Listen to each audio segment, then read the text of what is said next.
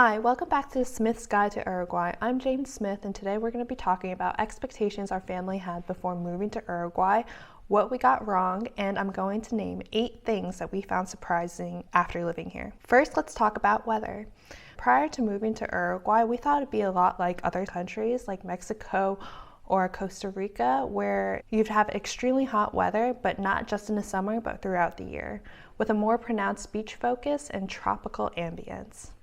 But what we've experienced so far is that it's very pleasant, occasional hot spells, but most important, we can enjoy working outside without complaints. Second, the Uruguay people. We were pleasantly surprised by the warm and welcoming nature of the people here. We consistently find people enjoy interacting and going out of their way to engage with us. Sometimes as a foreigner in a different country, you can feel resentment, but here what stands out is their non-judgmental attitude and down-to-earth nature. For example, we were staying at the Hilton Garden Inn in Montevideo, and the receptionist went out of her way to help us make sure we get a discount using our US ID, and even made us a list of TVs and movies that we should watch so we can get better at learning Spanish. The third surprise that we noticed when we first moved to Uruguay was how clean it was. Having resided in various cities, the problem that we noticed is urban cleanliness. Here in Uruguay, you're not going to see a lot of homeless people, needles, or piles of trash everywhere. Just like in Singapore, they have designated workers that clean up trash off the streets in Maldonado and San Carlos, as well as in the rural areas, the neighbors get together to take trash off the road to keep the landscape pristine.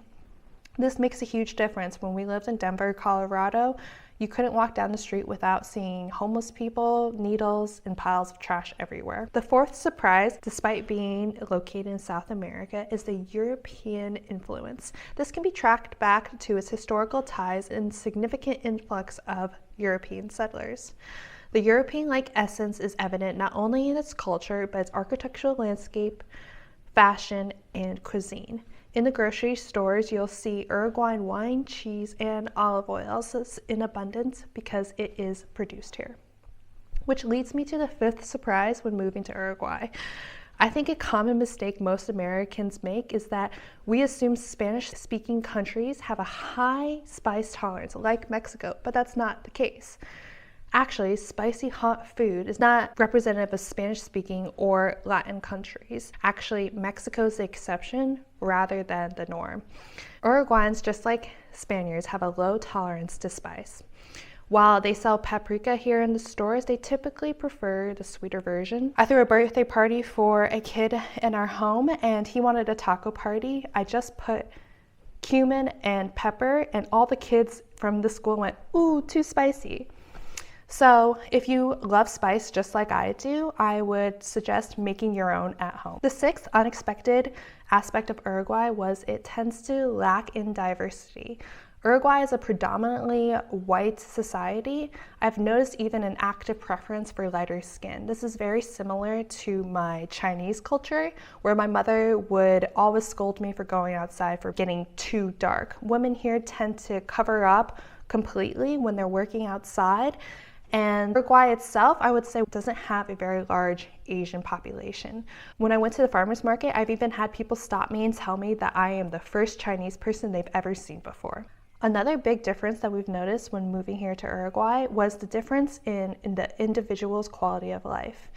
While in the US, people are expected to work rain or shine 9 to 5, what you'll often find is people here in Uruguay have siestas from 11 a.m. to 2 p.m., where the shops will close down and people have a long lunch. And a lot of the workers out here in the country take days off when the weather is not very good. Or on rainy days like today, you can find construction workers or people in the campo resting inside because a lot of their work is weather dependent. The eighth and last surprise was we never could have expected what a strong sense of community Uruguay has.